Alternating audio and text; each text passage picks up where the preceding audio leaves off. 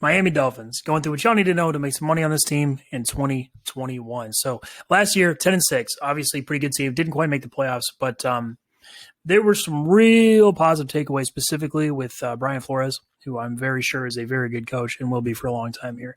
That's obviously something you always want to know is that your coach is competent. They definitely got that. Now, there were some issues, especially offensively. They kept the team out of the playoffs. We'll talk about that later. But as far as my record on them goes, 8-4. So we definitely making money. Overall, though, 2022, I had some, I would say real issues with this team in general, but really it came down to this team just scored so many defensive touchdowns or touchdowns directly resulting from a turnover that just kind of skews with everything.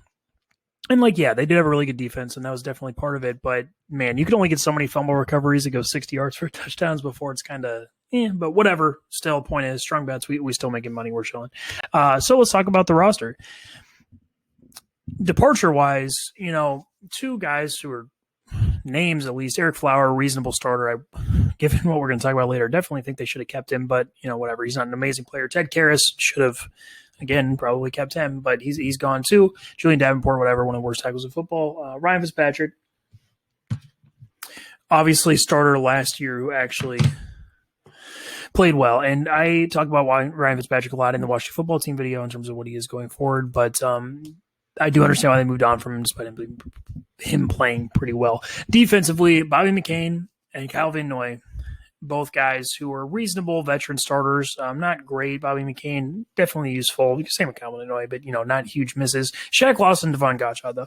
This is the first I'm going to mention what I think was probably the single worst trade made this entire offseason. And it was the Dolphins trading Shaq Lawson straight up for Bernard Mckinney. One of the goofiest things you're going to see in football. They traded a legitimately good, clearly starting level edge player, so a player at a valuable position who provides value, for a bad linebacker. Who not only is he bad, but bad in ways that modern NFL offenses kill. We'll talk about him more later, but one of the stupidest things you're going to see. They also let Devon Gottschall walk, another really good player. Really good is too strong. Another pretty good player. But as far as what they add to the team, offensively, started Will Fuller, started at the bottom there. Will Fuller's a really good receiver, clear wide receiver one, brings a lot to the table. Now he is suspended and he is hurt all the time. So we'll see what he ends up totaling for this team. But overall, again, a good player that I'm a big fan of. Jacoby Brissett, they're bringing as a backup quarterback. That's all right. Matt Scarah, theoretically, he should be a decent addition to this team. Malcolm Brown, kind of underrated as a running back, whatever. Trade for Grove Little, he's bad. But defensively, Adam Butler is the biggest one here as far as a good player. Justin Coleman, too. Both guys we'll talk more about. We'll talk more about all these individuals later. But you also lose, you lose good value on your team. You add Duke Riley and Bernard Mckinney, linebacker, and Jason McCourty looks like they're going to convert to safety. I have my questions about that, which we'll go over in just a little bit. But, as far as rookies go, this is their draft class. With rookies, we'll talk about how good they are once they actually play on the NFL field. Until then, you don't want to create expectations for yourself, because when you're objectively just trying to make money on a team, you want to hold off on that until you know how good they actually are. So let's talk about the roster in 2021. Starting at quarterback, number in the top right is the total number of players that have ranked to that position. The number to the right of the name is where that player is out of that total. So Tua Tagovailoa, 28th out of 75. Tua Tagovailoa was not good last year. Not good at all. He consistently limited the ceiling of their offense, and he put some performances on the field that were not, as a whole, very good. Having said that, however, I will admit that Tua did a lot of things that were encouraging to me about his future as a starting quarterback in the NFL. Not every rookie is going to be good. Not every rookie is going to be Justin Herbert like last year. That is a wild outlier. Tua and comparing the two doesn't help. It doesn't help you tell you how good Tua actually is. You just need to talk about what he did or what he doesn't do. And as a player, Tua, I will say, showed a couple of things that I like a lot. One of them was that he consistently made quick decisions with the football in the line of scrimmage, which has its own strengths and weaknesses, but in general is a positive trait, especially if you're doing it correctly, which I will give Tua that, especially towards the end of the season, he generally was. That helps you move the ball. It helps your offense maintain the ability to drive and not just punt the ball back to the other team. It does a lot of things that are really helpful. He also showed the willingness to, when shown clear, like one-on-one matchups, especially on the outside, he showed the willingness to just throw the ball, to just put the ball in the air down the field. That is not something that every quarterback has, and I talk a lot about basically the same concept, which is with how good modern NFL receivers are and how much the rules favor those receivers, just the act of putting the ball in the air down the field, it ends up working out for you way, way, way more than it doesn't, especially if you have any level of accuracy, which Tua did show. Wasn't great. He does lack high-end arm strength, to be sure, but it was enough to, be encouraging still in that way. He also, I will say, flashed some anticipation of how players move in zone coverage. Not amazing, and it was a little bit more like assuming what was going to happen as opposed to reading and reacting to the defenders. But that's still encouraging because there's players, in their fourth, fifth league quarterbacks who don't even bother trying. And you have to try at first if you want to succeed eventually. So yeah, overall, like I said, I do think there's enough things that if he was in a good situation, I would be pretty encouraged about him for the future. Is this Dolphins offense a good situation? That I'm not so sure of, which let's talk about. So the running back room first, whatever, they're not difference makers. I can guarantee you that. And that's really the thing with running backs. There's 8 to 10 guys who really matter. Past that, there's this big ass group of dudes who are basically all going to be the same. This group fits roughly into that. They're definitely on the lower end, but Myles Gaskin, Malcolm Brown, Salvon Ahmed, those are the 3 we're talking about. All guys who are pretty limited in their own ways. Myles Gaskin is an okay player who has decent agility. He has okay speed. He's not going to be a disaster if he was, again, I use this kind of comparison a lot. If he was given 20 carries on the Browns, the dude would be very productive. Sure. Okay. So would Malcolm Brown, so would Salvon Ahmed. Yeah, what does he add? Like I said, he's reasonable speed. He sometimes can be a little explosive. However, he's not somebody who's generally going to create a lot of yards, not super strong, especially on contact, will go down pretty frequently. And as a vision guy, I don't think he creates much yards, knowing like, oh, if I hit this gap this way or downfield, like if I move, cut in this direction once I'm past the line of scrimmage, that type of stuff, he's pretty mediocre about it. There's a reason he's capped, and he's just okay, basically. And Malcolm Brown kind of is the same thing. Now, he is trading some speed for some ability to break tackles. Malcolm Brown is a little bit underrated as a guy who can actually do some things. He's not just going to put his head down, run forward in the line of scrimmage. He will make guys miss and do that type of thing. But again, really likes explosiveness, especially as far as speed goes. He kind of hinders your ability to make big gains because he's just not fast enough to take advantage of what spaces do exist in NFL defenses. And then Salvon Ahmed, basically the same player as Myles Gaskin, just worse. That gap looks really large, but keep in mind, like I said, the difference between the two is not particularly large. All these dudes they amount to the same levels of production. And Ahmed, he flashed a little bit of explosiveness, but a small sample size, nothing I was particularly encouraged with. So let's talk about receiver. Something that's really important for this team, given the struggles they have some other places and what Tua needs. And this receiver group, well, they're okay, to be sure. You start at the top of Will Fuller. Will Fuller is very good. He's a player. When he's on the field, he consistently creates separation, especially the further downfield he gets. Super, super fast in a straight line. He obviously had that reputation in college for a reason. The dude goes crazy the further downfield he goes. That being said, and he's more than that too. He's not just a pure speed guy. Again, there's a reason he was a super productive guy with the Texans. And that reason was not just Deshaun Watson, to be clear. He can find space. He's downfield against zone coverages. He's not just a pure athlete. He actually has the mental side of the game down as well. And when he's on the field, the point is Will Fuller's a very useful receiver. Past him, you have a lot of guys who are useful, but not a lot of guys who I'm comfortable with helping you move your offense up down the field. So Devontae Parker is the next one we'll talk about. And Devontae Parker does have a decent skill set, and you can clearly justify him being on the field for your team. He is a player who does have the ball skills that go along with being a large receiver, which is not always the case in the modern NFL. In fact, frequently it's not.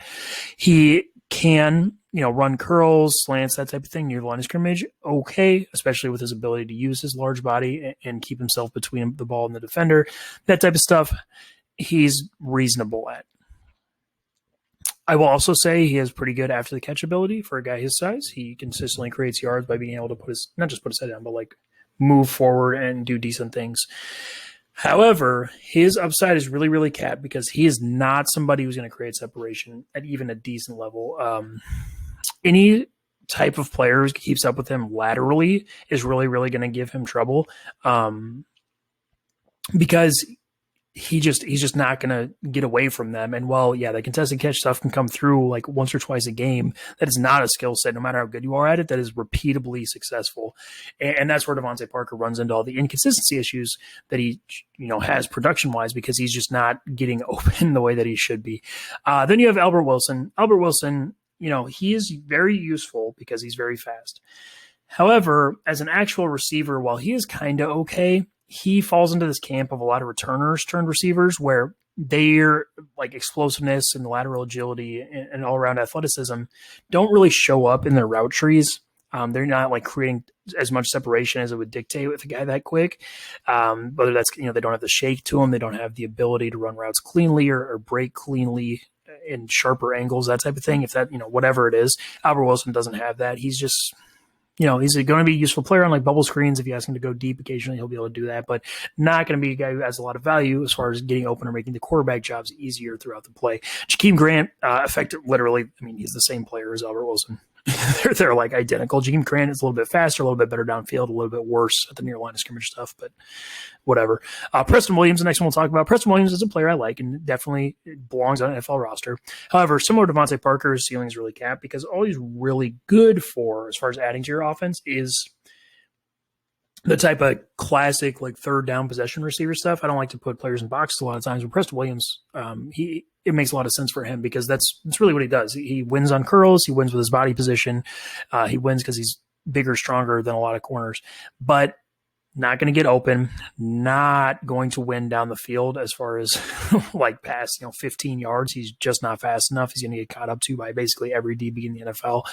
And as an after the catch player, pretty whatever. And frankly, despite how big he is, as a guy at the catch point, he's, okay-ish, but it's not something you're like, he's going to make a lot of catches consistently. Matt Collins, I will also quickly mention, he has horrible ball skills most of the time and or physicality, which keeps him way, way, way down. He will get knocked off routes very quickly. He does, however, if he's not, getting pressed up, have the ability to kind of create some separation, but, he's pretty whatever. And then Jalen Waddle. So he's a rookie. So I don't want to speculate on how good or bad he's going to be until we see it. What worries me is that his prototype, the way people talk about him, even if he is really good at that thing, I don't know if that helps the offense that much because what they talk about him is a super explosive, like ball in his hands player who's winning in certain areas of the field, like way, way down the field and or right at the line of scrimmage with the ball in his hands. While that is obviously useful and him being good is a lot better than him being bad, that is a skill set that is already pretty well represented on this team. And I don't know if there's a player in there that's going to do what this team needs and doesn't have, which is somebody who's getting open in the intermediate level of the field by good amounts consistently. Is it possible? Sure, but it's not something I'm super encouraged about. Then we get to tight end, and it's kind of the same story where it's just not that good. Mike Gesicki at the top end. I am not a Mike Gesicki fan, to be very clear. He is just a player who is a lot of theoretical athleticism, but in practice on the field, he doesn't really come through. He is definitely fast if he's asked to run in a straight line. I will give him that. That is indisputable. The dude can run in a straight line. However, he notably struggles to turn quickly, and against any type of actual good player, good defensive player, he's not going to be getting open. He's just not. He's not good enough route runner. He's not a good enough lateral athlete to explode away from guys. He's just kind of running a straight line. And if he's matched up against a guy who's not as fast as him, he'll get open. He also is not good at the catch point. He has a few highlights. I'm fully aware of that. But so do a lot of players around the league. And frankly, it's not something that consistently shows up. In fact, I think it's quite the opposite. Not going to make a lot of catches, on like a contested third down where there's a guy on his back and he needs to, come through and make the catch and get the first, that type of stuff. He's not good at it. He consistently fails, and that's really concerning. Then you have Durham Smythe, pure blocker. That's really all he's good for. He is actually decent at that, but that's kind of it. Adam Shaheen, frankly, he might be underrated now that I'm looking at it a little bit. He kind of does a lot of the same things that Mike Gesicki does, to be honest. He is pretty fast, like in a straight line. He's a pretty good athlete. Doesn't create separation in any means, can do okay as like a short receiver, and also a garbage blocker. Frankly, they're a lot more similar than I maybe realized before I made this. Mike Gesicki is better. He's a better athlete, and I do think he is more understanding of the route tree and how to get open, that type of thing. But it's not all that big of a difference. You also draft Hunter Long in the 4th round. We'll see what they have in him. And then Ethan Carter comes over from the Bengals. He's a bad like H/fullback who doesn't add anything to your offense. But the offensive line. So this team, among many questionable decisions this offseason, went in a really weird direction with this offensive line. Really weird, because this team, if people remember, 2 years ago had one of the worst offensive lines in football history. And then last year, they drafted some guys and they brought in some decent veterans, and they turned a lot of that around. They, with Eric Flowers, Ted Karras, and the guys they drafted, they at least played at a below average still, but high enough level for their offense to be functional, especially when Ryan Fitzpatrick was running it. Well, they took that lesson, and then they went the exact opposite way and are now pretty committed, it looks like, to starting 2 of the players who were very much responsible for how bad their offensive line was 2 years ago. It doesn't make any sense to me. I can't imagine how it makes sense to anybody, and it's really, really concerning. Those players specifically being Jesse Davis and Michael Dieter.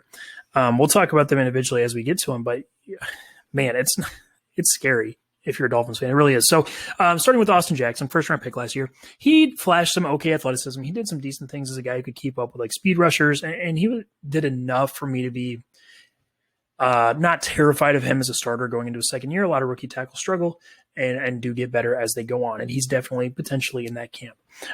Weakness-wise, though, he's not good as a run blocker. He definitely lacks play strength. He will get pressed into the pocket by true bull rushers, which is a real concern. That's my biggest concern with him.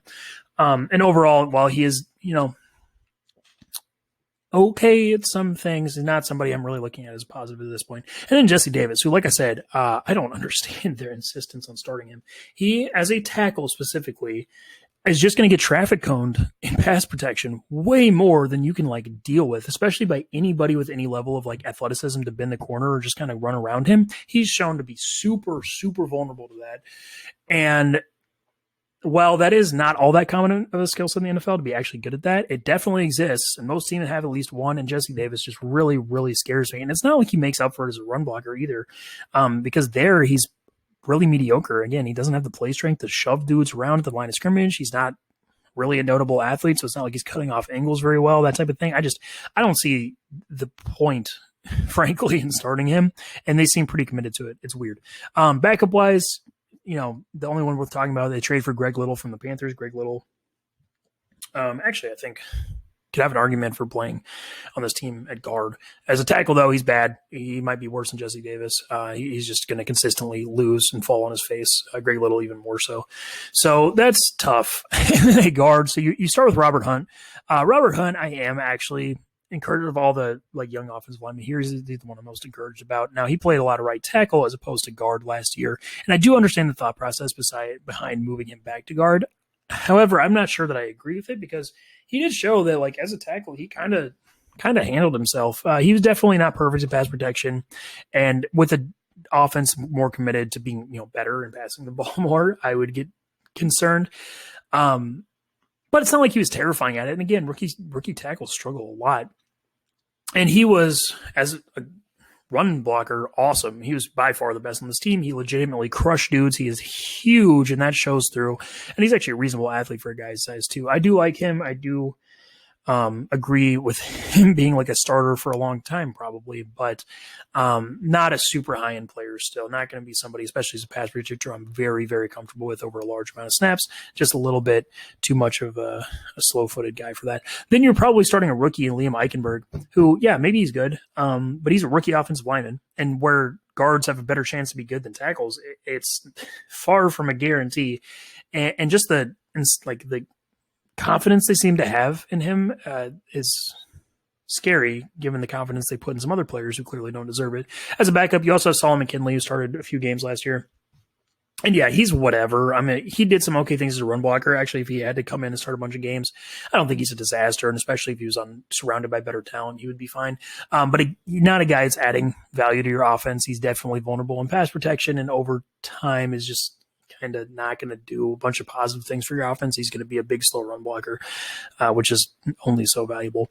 At center this is the bad one. So I know I was maybe a little too negative on Jesse Davis before compared to how negative I need to be now. Because Jesse Davis, at the very least, is not going to get traffic coned every play. Michael Dieter, though, I just don't understand. So that 116th ranking, obviously there's not 116 centers. That's out of guards. So as far as I'm concerned, he's like the second worst guard in football, if not the worst. Dude is just really bad. Listen, the last time he was on the field for any amount of time, we were talking about a player who literally loses, like fails to do his job on like effectively every other play. It's wild how much he just can't handle defensive linemen. He gets shed instantly, constantly. He kind of gets out into space okay, but once he's there, he's never a guy who's engaging a defender or eliminating a defender from a play. He's just going to miss and get fucking run around the whole time. As a pass protector, he's going to get slammed back into the pocket like 5 yards a play. I mean, I just don't understand what they could possibly see, because he is really, really, really, really bad as an NFL player. Literally the only positive I can say is, if he's gets a free release as a center to go up to try to get in a linebacker's way, he'll like get there on time. But again, that's like where his usefulness ends. It's one of the craziest decisions I've seen this offseason in a really long time. So, and especially because it's worse because they actually have a competent center behind him. Matt Scarah comes over from the Ravens, and while I'm not a huge fan of his, and a lot of his flaws were covered up by how good the Ravens offense around him was, how good their offensive line was. He, at the very least, I'm very sure, provides mediocre, competent play at the center position, and he doesn't fuck up that much, especially in pass protection. He at least provides a point at the snap of the ball that's not going to get fucking hammered all the time. So I just don't understand. And because of that stuff, right, when you look at how this offense functions, while there are individual pieces that I do like, I do think Tua has a chance to be pretty good at some point. Will Fuller I like quite a bit. This team is going to struggle so much with the ability to just move the ball consistently because their run game is not good. Their only positive there is Robert Hunt, unless Eichenberg is good, but that's unlikely, right? And it's not like they do a bunch of great scheme stuff like the 49ers or something like that. They're just kind of bad. And then in the pass game, you're talking about Tua behind a crumbling offensive line, throwing to receivers who, again, all have their individual strengths, but all struggle with like making the quarterback's job easier by winning quickly up the line of scrimmage outside of Will Fuller and, maybe Jalen Waddle. But like, it just leads to a recipe. Well, yeah, there will be big plays at times. And if they do come up against a defense that doesn't take advantage of their offensive line the way that most other defenses will, then yeah, they definitely have a chance to be successful because their receivers will win over time. And Tua, again, I think is good enough to pilot an offense in a very, in a fairly positive situation. But that's asking a lot, man. And that's asking a lot to just get your offense to be like competent levels. And we're not even talking about like a super high ceiling at that point even. It's just not good, man. So let's talk about the defense. This was their saving grace last year because remember, this offense was also bad last year. This defense created tons of havoc, a ton of turnovers, and does a lot of good things. Are they that way still this year? Yes. I'm very comfortable with saying they're going to be a very good defense still. Again, I very much believe in Brian Flores as their head coach. And they do a lot of good things schematically, especially on the defensive side of the football. Looking at the players individually, keep in mind with this defense too, these positions are really just guidelines. They're, especially in the front seven, guys move around so much. It's barely worth classifying them, but we gotta order them somehow. So to start, Adam Butler. Adam Butler, I'm a big fan of. He comes over from the Patriots and actually is a very, very similar player to Devon Godchaux, the guy they lost, who I like quite a bit. They're both players who penetrate into the backfield on a fairly consistent basis, actually add value as a pass rusher. Adam Butler is actually even better at it and are overall good. Now, Adam Butler had a lot of health issues last year. We'll see, he's going to rotate a lot. He's not necessarily an every down guy, but the dude can play. The dude is talented. He gets in the backfield. He makes plays. I like him a lot. You have Jason Strowbridge as a backup too. That ranking looks really harsh. That is out of edges though, and frankly, I even looking at it, I think he's a little bit better than that. He showed he could play discipline. He could play the run. I don't really see a ceiling of him being a playmaker, but not every player is going to be. He's okay. On the other side, Christian Wilkins. So he was definitely not worth the first round pick they spent on him a few years ago, but they got what they asked for as far as a dependable, strong run defender who is fine to be starting games for you. That's as good as he's ever going to be. He just does not show the plays of anything past that. He rarely gets in the backfield on any meaningful level. He's not a useful pass rusher individually. While, he will get pressures because of the scheme and the stuff that the Dolphins do defensively. It's because of miscommunications in the offensive line or because of random, goofy stuff happening where guys fall over, that type of whatever. The point is, he's going to be strong and stout in the run game. He's going to do some things as far as controlling bad offensive linemen. He's overall decently useful, but not a high-end player. Zach Seiler, however, as his backup, is really good. That dude actually is similar to Adam Butler in a lot of ways in terms of getting into the backfield, being a legitimately useful pass rusher, and overall a good player. Now, he is not super strong against the run game, and it's not like he's out here killing dudes every play, which is why he's not way higher on my defensive tackle rankings, but the dude is useful, good, and he's a name most people should know if they don't. Definitely useful. And it knows, you're doing fine. Raekwon Davis, as a rookie last year, this, frankly, he could be a lot higher than this. He showed for sure that he's going to be, at the very least, a big, fat run, like stuffing guy in the middle of the line of scrimmage who's not going to get shoved off the ball. I guarantee you that. That dude is crazy strong. He also, however, flashed more than that. He flashed some ability to, use his hands and his body to shed offensive linemen and actually make plays in and around the line of scrimmage. Now, he's never going to be athletic enough to, get beyond that and make plays at the point of handoff or anything like that. But whatever, only a few players in the NFL are. He's overall a guy I'm pretty comfortable saying he's going to be useful and probably he's going to get better as we go on here. And they have two capable backups. Benito Jones showed some decent things also as a rookie last year as a penetrator, and John Jenkins has been around the NFL for a long time. I think been consistently underrated. More useful player than the amount of teams he's played for would indicate to you. He's a guy who can actually, again, kind of make plays similar to Raekwon Davis, is a big, strong run defender in the middle of your defense. On the edge, we have another one that's, pretty underrated, pretty goddamn good. Emmanuel Ogbah. Emmanuel Ogbah is one of the better pure pass rushers in the NFL. He is a true speed guy who bends the edge, the exact type of player that I talked about. Jesse Davis struggles on the other side. Emmanuel Ogbah is that player that gives him trouble. Emmanuel Ogbah wins a lot, pretty frequently around the edge. True pass rushing talent. He is not quite elite. He's not somebody who's winning every snap in that department. He doesn't have a ton of counter moves to that true speed rush. And as a run defender, he's really whatever, which is what keeps him out of the top edge ranking. Or he's better than whatever. He's actually okay, but that's what keeps him out of the top edge rankings. But to be clear, Emmanuel Ogbah is very good. On the other side, Andrew Van Ginkel. So Andrew Van Ginkel has a real highlight reel from last year because he is in the right place at the right time quite a bit. That's cool and everything, but if you really watch what he did on all those plays, you got to ask yourself, well, is he the one doing that, or was he just in the right place in the right time quite a few times last year? And it's definitely the second one. As far as what he is as a player, he's a disciplined guy who knows this defense very well, is going to do his job, going to do it decently well, can hold the edge against the run, and is going to hustle and try hard as a pass rusher. That is a useful skill set, not necessarily something you really want as a starter. Now, they're going to rotate so much in the edge, I would assume, that I don't know if, looking at him as a full-time starter is the right way. But, that's about the extent of his usefulness. Now, obviously, that hustle and ability to be around the ball can create seasons like what happened last year, but he's not the impactful guy himself. Past those two, first-round rookie Jalen Phillips, rookie passer, who knows? Maybe he's good, maybe he's not. It'll be obviously helpful for them if he is good. They bring in Brendan Scarlett, who's more of an off-ball linebacker, kind of, as far as he is a run defender, only not a pass rusher as an edge player. Has a little bit of usefulness there, but not much. And frankly, this position doesn't have as much depth as it should because they trying to goddamn trade Shaq Lawson. So then we talk about the other side of that trade at off-ball linebacker. I'm actually going to get Jerome Baker out of the way first.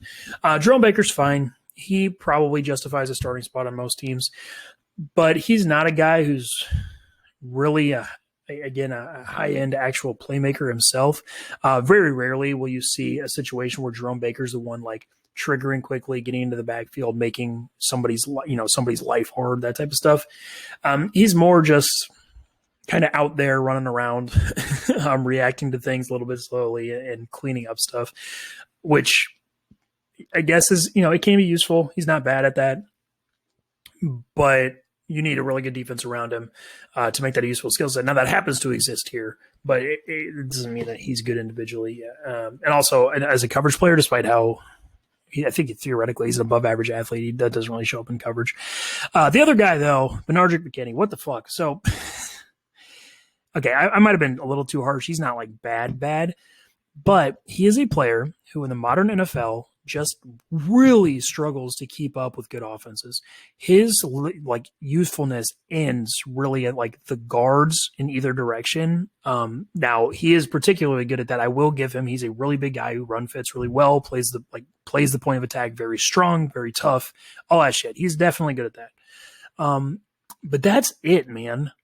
Like, he's really bad laterally. His range is almost zero. If he tries to chase sideline to sideline, he's just not going to get there in time. And it's not like he mentally is like on stuff so that he gets a head start. And as a coverage player, he's like almost as bad as you're going to get at the linebacker position as far as, relevant starters go.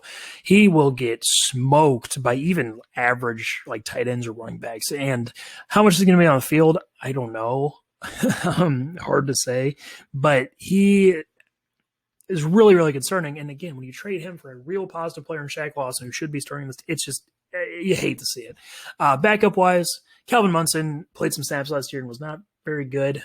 Now he wasn't horrible. I actually think there's a chance he's better than Mckinney, frankly. Not a high one or anything like that, but whatever. Not somebody I'm encouraged about starting. Samson Guava, and I actually want to talk about him. He is a player who did show me some good things as far as like an in the box run defender. Now, I just talked about with Mckinney how that's not exactly the skill set you want in the modern NFL, but it is something, and it's something I think justifies a roster spot. I actually kind of like Samson Guava. Duke Riley, they also bring in from the Eagles. What the fuck? Why? Dude is horrible. He's a plus athlete that comes with none of the pluses about being a good athlete. He has no range as a run defender because he just doesn't react correctly to things. He will get washed out by blockers very, very easily. And as a pass defender, he's one of the absolute worst in the NFL, which is kind of crazy again because, you think about it coming out of college, like how good of an athlete he was and stuff, but he just gets cooked in man coverage all the time. He's really bad at it. He just gets smoked. So then at corner. Now this is, because I know I've been a little bit negative with the rest of this defense. This is the saving grace for this team. This is what makes them still have a chance to be really good. And it's something that comes up with a lot of really elite defenses. And yeah, obviously there's things like with coaching and pass rush and that type of thing that are common between them. But I would argue the most common thing between all of the really, really good defenses we see is if they have three corners who are capable of being positive matchups in every single game, like no matter what, pretty much. And the Dolphins have that, and it's what they had last year too, and it's what lets you be so good. Because when you have corners who can just do their job and not get smoked on the outside and lets your front seven do all this wild shit like what the Dolphins do, it makes everything so much easier. It allows you to have a defense that way, way outperforms their talent. And so let's talk about the individuals because they do have that. Xavian Howard is a true shutdown number one corner in the NFL, unquestionably. He is not quite at the high end. As far as like, he's not Jalen Ramsey. He's not Jay Alexander, those type of guys. But he's as close as you're going to get to them without having one of them. And what is the difference, by the way? He just gets burned a little bit more than they do because he plays really aggressive man coverage, and he's not quite as good at it as Jalen Ramsey or Stephon Gilmore or whatever. But it's a very small difference. The guy keeps up with even the very, very best receivers in the NFL. He outside of one notable and relevant exception, actually. But, besides that, the dude is going to legitimately shut down or limit the number one receiver on the other team, which is awesome. And then Byron Jones, as your number two corner, like you're chilling. Now I have Byron Jones, or I have issues with Byron Jones the way he's talked about was like an elite corner, and with the contract he signed with the Dolphins, where he was the highest paid DB in like history or something like that. He ain't that good, but he's a player who reminds me a lot of, I think Denzel Ward is maybe the best example. He's not as good as him, but he's not super aggressive as far as a main coverage player. Like he will play press, but he doesn't play the same way Xavian Howard does, where he's trying to take a dude out of a play. He's just keeping up with them. He's always going to be in their back pocket. It's really, really hard to go off against Byron Jones. It's really hard to put up like 8 receptions for 120 yards because he's just always, always, always around the ball and pretty close. He's never all the way at the ball, however, which is the difference between him and like Xavian Howard. He's never going to keep a good receiver to like 0 for 0. That's just not the way he plays. He's not good enough to do it, even if he tried to do it. But not everybody needs to do that. If he's your number 2 corner, again, he's going to be a positive matchup against the vast majority of number 2 receivers across the NFL. Depth-wise on the outside, you have Noye Benagadi, who was a rookie last year. Rookie corner sucked most of the time. That definitely applied to him. He ended up getting more or less benched by the halfway mark of the season. But again, rookie corner who, at the very least, I'm comfortable is a very plus athlete and, could develop into something. Not going to assume so, but it is what it is. Then you have some rookies, whatever. But then you get to the slot position. You have another kind of group of pretty good guys, especially, Justin Coleman comes over from the Lions. Been good for a few years. Not a super shutdown player, not a super high-end guy, but he's going to keep up with a lot of even good slot receivers in the NFL. He's kind of a playmaker as far as zone coverage goes, and he's overall a decent player. Then Nick Needham, a player I like quite a bit, have for a few years. Yeah, I don't think he's a high-end starter or anything like that, but as depth, whether it's a slot or theoretically, I think he's going to end up playing outside if something happens to one of their top 2 outside corners. He sticks with dudes pretty well, despite being a kind of oversized guy. That lack of lateral athleticism doesn't really hinder him most of the time, and he's going to stick with the ball pretty well. He can actually make plays. Like Nick Needham is good. Not elite. He's never going to be elite, but Nick Needham is good. Then you have Jamal Apparel, that 93rd. That's out of outside corners. He's actually kind of okay himself. He's been in this scheme for a couple of years, and while he definitely lacks the high end sticky man coverage that the rest of the dudes we talked about have, he at least can do some safe things as a guy who's not going to get burned. And again, I'm not terrified if he's on the field. They do also bring in Crevon LeBlanc. That one I don't understand. Crevon LeBlanc is really bad. Part of one of the main culprits for why the Eagles secondary was so bad last year. He just gets burned all the time. At safety, now this is another interesting and or questionable choice by this front office. Eric Rowe, I do like him. Eric Rowe, a converted corner, which is the theme here, who plays the position pretty well. He can actually stick with some tight ends. He, for a former corner, plays the run in the box decently. Overall, Eric Rowe is a positive player. I like him decently. Jason McCourty, though, as a safety, we'll see. That 49th is out of corner, so I think he's a legitimately good-ass player who's talented and as an outside corner does his job very well, literally proven on the same, on the Patriots who run the same defense as these Dolphins do effectively. As a safety, though, maybe I could see it, but one thing I don't associate with Jason McCourty is long speed and super playmaking instincts or ball hawking ability. And if you're moving him to corner, I don't know if that's going to work out. Now, they did it with Bobby McCain, who ended up being really good, and that's also a player I wouldn't necessarily associate that stuff with. So we'll see. I think he's definitely going to be a veteran who tries, who puts his best out there as far as it. But I do worry about him approaching a high-end player as opposed to I think he might just be passable. Depth-wise, Brandon Jones, I'm not a particularly big fan of him. He wasn't horrible. He can do some things as a blitzer box safety, but as a coverage guy, which is the important part, Clayton Fejedelem is a special teams player. And then Javon Holland is a rookie a lot of people like. With rookies, we'll see. Some rookie safeties actually end up being pretty good, but does have theoretically a skill set that they do need. So when you talk about how this defense works as a whole, well, it's the same thing as last year, basically, where if they face a team where their top corners can be the winning matchups that they pay them to be, it allows their front seven to go crazy, and they have enough individual winners between Adam Butler and Zach Seiler and Emmanuel Ogbah that they can generate pressure pretty consistently, and that's going to affect a lot of quarterbacks across the NFL. Yeah, and nothing changed about that. However, that does give you a weakness and something that kind of makes for easy money. Being an example of that is Week 17 against the Bills last year, where if they aren't good enough with their corners to match up with the other receiver group, or if the other quarterback isn't confused by all the goofy shit they do with their front seven because they're a really good veteran or something like that, then the lack of actual individual talent can kind of show up with the Dolphins, and it's not always pretty. There's a floor to this defense that didn't really show up a lot last year that I am concerned about. So when you look ahead at their schedule, where does that type of shit come up? Well, let's start with the offense here. Offensively, again, what does this team need to be successful? It needs a defensive front that isn't going to fucking steal their lunch money. And it needs teams that don't have a corner group that will take away their receivers. Patriots, that one scares me because they definitely fall in that second category. The secondary is way better than this, well, not way better, but better than this receiving group, especially with Will Fuller suspended. You catch the Buccaneers, who have the best, one of the best defensive fronts in football. You do catch the Ravens in the second half of the season. The Giants are decent up there, but I will say, outside of the Buccaneers, they don't catch all the really, really scary ones. They didn't play the Steelers or anything like that. They do play the Ravens, but it's not as bad as it could be, which, kind of is a little more encouraging than how negative I was being about their offense in general before. I think they have a chance to be kind of outperform how good they should be because they're not exactly playing a bunch of tough defenses. And then defensively for the Dolphins, where does that issue come up, right? Where do they face quarterbacks and or receivers like that? Well, the Bills is still the biggest one because the problem with the Bills is Xavian Howard can't cover Stephon Diggs. And that's kind of has a trickle-down effect where their main crux of being a good defense of shutting guys down in main coverage just doesn't work. But outside of that matchup, it takes a lot to beat these guys. And frankly, the Bucs have good receivers, but they're not the type of guys to kill the Dolphins corners. I can guarantee you that.